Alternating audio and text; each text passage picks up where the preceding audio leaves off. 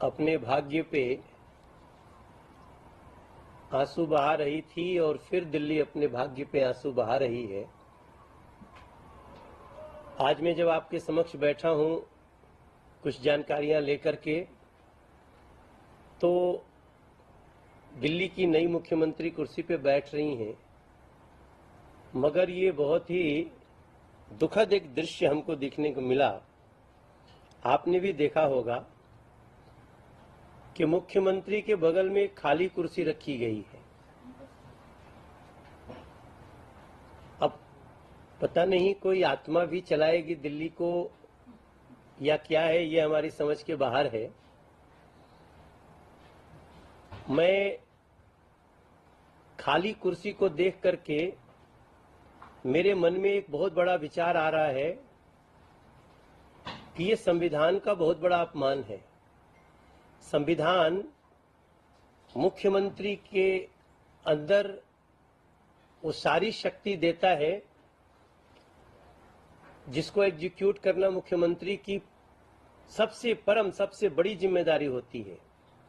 लेकिन हमारी दिल्ली की तीसरी महिला मुख्यमंत्री आतिशी जी ने बाबा साहब भीमराव अंबेडकर जी के संविधान को धता बता दिया कि वो मुख्यमंत्री तो है लेकिन नहीं है। वो मुख्यमंत्री के रूप में जिम्मेदार नहीं है, वो मुख्यमंत्री के रूप में रिस्पॉन्सिबिलिटी लेने को तैयार नहीं है।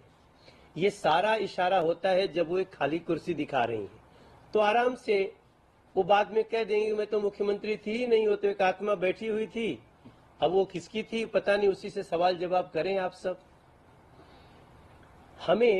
हमने मुख्यमंत्री जी को एक पत्र भी लिखा है, आतिशी जी को।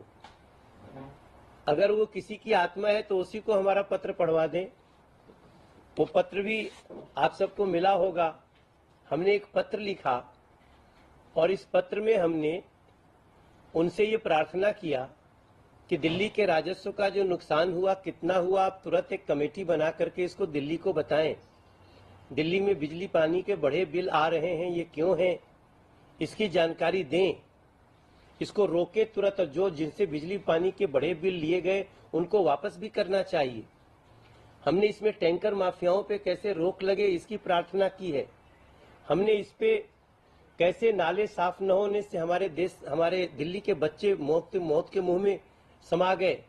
अभी वो बच्चों के परिवार बाहर आकर के बैठा हो, अभी हम यहाँ से जा करके उनसे मिलने वाले हैं।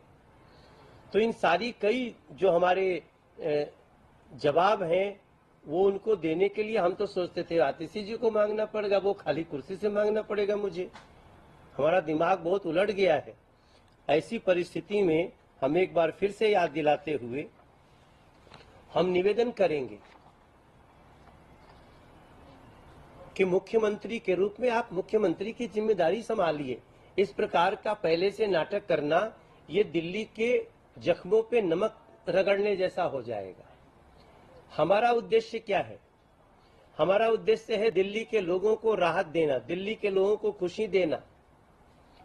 और अब हम जो दूसरी बात आपसे कहना चाह रहे हैं, जरा ये पोस्टर पीछे ला दो भाई।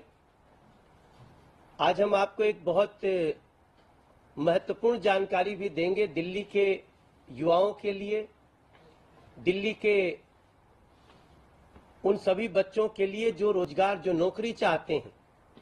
हमने उनके लिए एक बहुत ही महत्वपूर्ण कदम उठाया है। आज हमको आपको ये बताते हुए बहुत हर्ष हो रहा है। इसको यहीं सामने रहने दो। आपको बताते हुए बहुत हर्ष हो रहा है। एक पोस्टर हमारे पीछे आ गया है। हमारे संसदीय क्षेत्र के युवाओं के लिए, उनकी नौकरी के लिए हमने एक बहुत महत्वपूर्ण कदम उठाया है। और इस कार्य में जो हमारे परम सहयोगी बने हैं, टेक महिंद्रा, मैं उनका धन्यवाद करना चाहता हूं।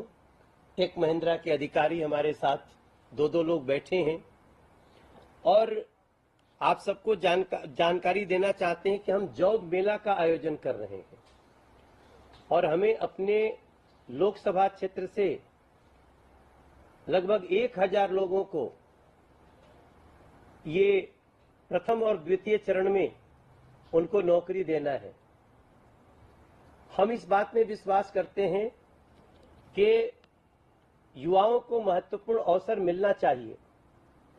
उसके लिए हम सरकार स्तर पे भी, संसद के स्तर पे भी और जो अलग अलग कंपनीज भारत में काम कर रही हैं उनसे संपर्क करके हम सीधे सीधे अपने क्षेत्र के युवाओं को इसी जॉब मेले से सीधे नौकरी के लिए सिलेक्ट करना चाहते हैं। आपको हम बताना चाहते हैं कि इस जॉब मेला का आयोजन 26 और 27 सितंबर को हम कर रहे हैं। इसी 26-27 सितंबर, आज जब हम बात कर रहे हैं आपसे, आज 23 सितंबर है। 26 और 27 सितंबर को ये जॉब मेला का आयोजन उसी कॉलेज में, हमारे लोकसभा क्षेत्र के अखिलेश दास इंजीनियरिंग कॉलेज में हमने ये जॉब मेला रखा हुआ है।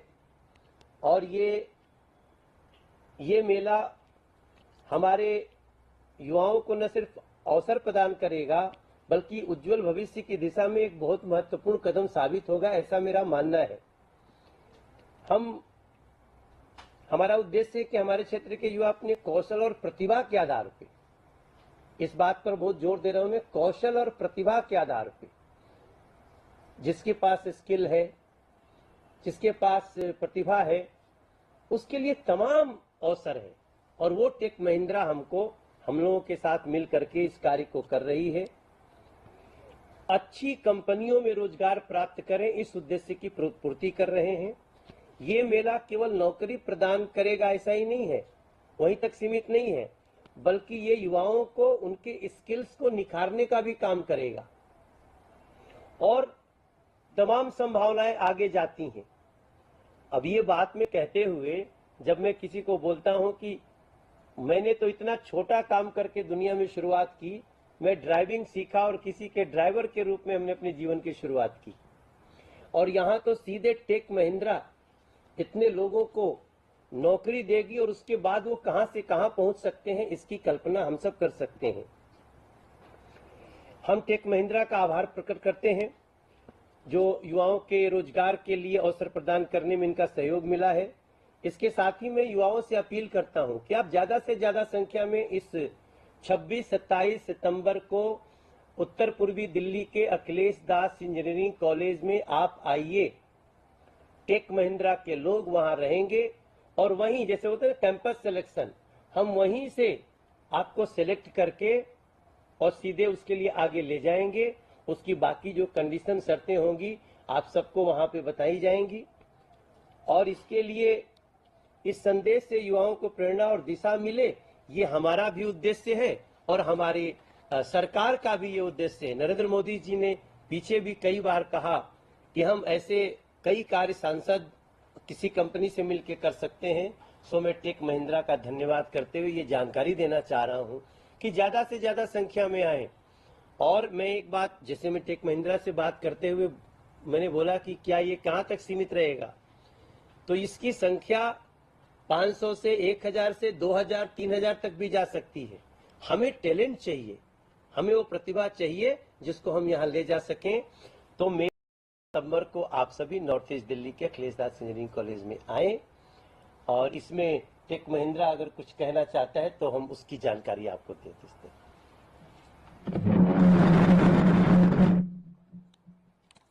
आप सभी का स्वागत है। मैं Pratyush Rahul Tech Mahindra campus hiring team को हेड करता हूँ, बीपीएस वर्टिकल का।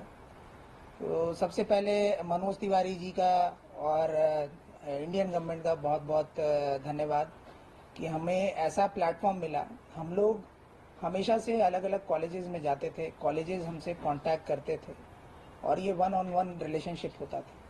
बट इनके माध्यम से हमें एक प्लेटफॉर्म मिल रहा है कि जिन कॉलेजेस में हम नहीं जाते थे और नहीं जा पाते थे, तो there are many people over there, they are still untapped and unexplored. तो हम लोग को ऐसे लोगों से मिलने का मौका मिलेगा और उनको भी एक अपॉर्चुनिटी मिलेगा एक एमएनसी में काम करने का। बस इसी के लिए हम लोग बहुत बहुत शुक्रगुजार हैं मनोज तिवारी जी का। बहुत बहुत धन्यवाद। और जैसे हम इनसे रिक्वेस्ट भी किए हैं कि अभी हम अपनी लोकसभा में कर रहे हैं, लेकिन हम प्रार्थना करेंगे इसका अच्छा एक्सपीरियंस हमारा होता है तो पूरे दिल्ली में इसको ले जा सकते हैं। जी सर। इसके लिए भी आप तैयार रहेंगे क्या? हाँ, एकदम सर, जरूर रहेंगे। हम लोग तो चाहते ही हैं कि सारे लोग से जुड़ सकें, जितने ज़्यादा लोग से जुड़ पाएँ। बहुत सारे टीयर 2, टीयर 3, टीयर 4 कॉलेजेस भी हैं जहां हम लोग कभी नहीं गए हैं, और ये एक माध्यम है रोजगार मेला जहां हर कॉलेजेस को इनवाइट किया जा रहा है ताकि वो ज़्यादा से ज़्यादा संख्या में आए और इसका लाभ उठा सकें। हम लोग साल भर में कितने बच्चों को लेने का टेक महिंद्रा से टारगेट रख सकते हैं? जनरली हर साल हम लोग 15,000 फ्रेशर्स का हायरिंग करते हैं बीपीएस वर्टिकल में, और ये ऑल अक्रॉस इंडिया होता है, नॉट ओनली फॉर दिल्ली। तो हम लोग अलग अलग लोकेशन में, जैसे हमारा रिक्वायरमेंट नोएडा में है, चंडीगढ़ में है, पुणे में है, विशाखापट्टनम में है, हैदराबाद में है, कोलकाता में है, भुवनेश्वर में, तो बहुत सारे जगह पे है। तो हर जगह मिला के कुछ हम लोग 15,000 लोगों को हायरिंग करते हैं, और ये कंटिन्यूस चलता रहता है। तो लेकिन यही है कि जो हमसे जुड़े हुए हैं जितने भी इंस्टीट्यूट्स, हम लोग बस वहीं कनेक्ट कर पाते थे।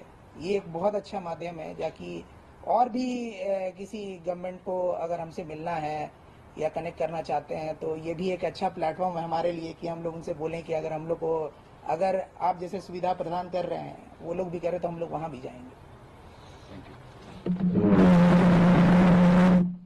इसका अर्थ ये भी निकलता है कि हम कम से कम 5,000 तक तो दिल्ली में इसका टारगेट रख सकते हैं प्रत्युष जी के तहत, और आज के लिए हमारा यही है। बाकी आपको कुछ मन में हो तो पूछ सकते हैं, नहीं तो हम इसी हाँ